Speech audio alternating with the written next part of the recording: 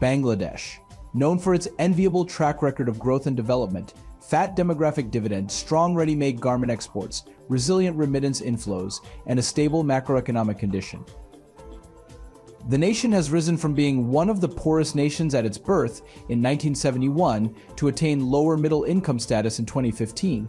More interestingly, its inspiring growth story has made it aspire to be an upper middle income country by 2031 and a prosperous higher income country by 2041. So, is this a promising sign for its economy or a distraction from a more worrying problem? Let's find out. The beginning. In the 1970s, Bangladesh's economy was in total ruin. It had just won its independence from Pakistan in a 9-month war and emerged as a poverty-stricken, densely populated country, largely dependent on subsistence farming but struggling to feed its people. In 1974, it fell into a devastating famine that wiped out its last sense of beauty and development. You could almost describe the state of the country as the morning after a nuclear war. Interestingly, Bangladesh's turnaround began about a decade after that, when a government campaign to attract foreign investment was set up. This totally transformed it from an agriculture-dependent economy to an industrial powerhouse. Textile and apparel manufacturing sparked what can only be described as a miraculous economic and social rebound that developing countries today try to study and apply. Bangladesh progressed to making market-oriented policies which included privatization of industries and trade liberalization and led to a surge in garments exports. Ready-to-wear clothing became the engine for growth, and cotton t-shirts, pants, pullovers, and denim became its sweet spot. With this, in the past 10 years, Bangladesh has grown its economy into the 35th largest in the world, cut its poverty rate in half, and created employment for billions of its citizens. Also, in the decade before the COVID-19 pandemic, the economy grew at a whopping 7% annually, and per capita gross domestic product rose to about $2,500, surpassing even neighboring India. Currently, the textile industry in Bangladesh accounts for 45% of all industrial employment and contributes 5% to the total national income.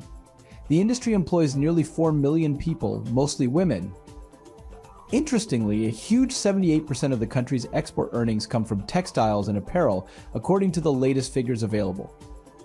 This is due to the fact that Bangladesh exports its apparel products worth nearly $8 billion per year to the United States, European Union, Canada, and other countries of the world, making it the 6th largest apparel supplier to the United States and EU countries.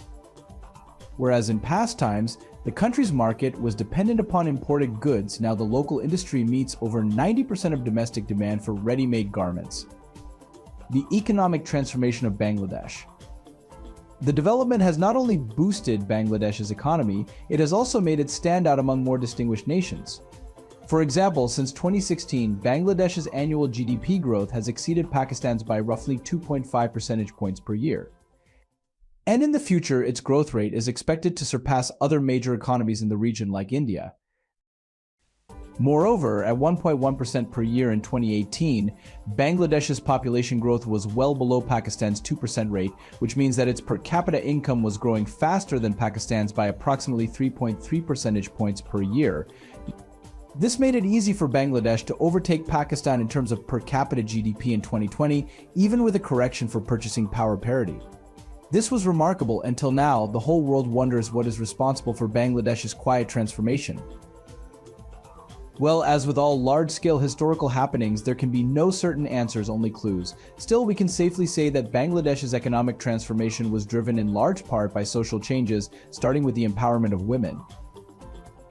Due to efforts by the non-governmental organizations, along with more recent work by the government, Bangladesh has made significant strides toward educating girls and giving women a greater voice, both in the household and the public sphere. These efforts have gradually translated into improvements in children's health and education, such that Bangladesh's average life expectancy is now 72 years, compared to 68 years for Indians and 66 years for Pakistanis. The Bangladesh government also deserves credit for supporting grassroots initiatives in economic inclusion, the positive effects of which are visible in recently released data from the World Bank. Among Bangladeshi adults with bank accounts, 34.1% made digital transactions in 2017, compared to an average rate of 27.8% for South Asia. Moreover, only 10.4% of Bangladeshi bank accounts are dormant, compared to 48% of Indian bank accounts. The sustainability of Bangladesh's economy. Now the question is, can Bangladesh's strong economic performance be sustained? The truth is, as matters stand, the country's prospects are excellent, but there are risks that policymakers will need to take into account. Bangladesh's export-oriented industrialization, which is heavily dependent on ready-made garments, raises macroeconomic risks for the economy even though the composition of the import basket has changed from agricultural raw materials to manufactured raw materials. The overwhelming reliance on a single category of exports without expanding into more sophisticated manufactured products such as steel, chemicals, and transport equipment, among others, has contributed to the GDP share of exports falling from 20.2% in 2012 to 10.7% in 2021. The global clothing market. The first leading cause for concern is the nature of the global market for clothing produced in Bangladesh. The growth pattern in Bangladesh is highly vulnerable to wild shocks like the COVID-19 pandemic, mainly because the country is focused on producing low-value garments with insufficient diversification in either the top rungs of the same value chain or in other spheres. In the latter half of 2019, there were indications of a downturn in this industry, and when pandemic-induced lockdowns began in 2020, they worsened the problem, including order cancellations and payment delays. Furthermore, the Russia-Ukraine crisis, which prevented Russia from utilizing the global payments messaging network, meant that many garment traders could not get export receipts, which reduced demand for Bangladesh's ready-made garments.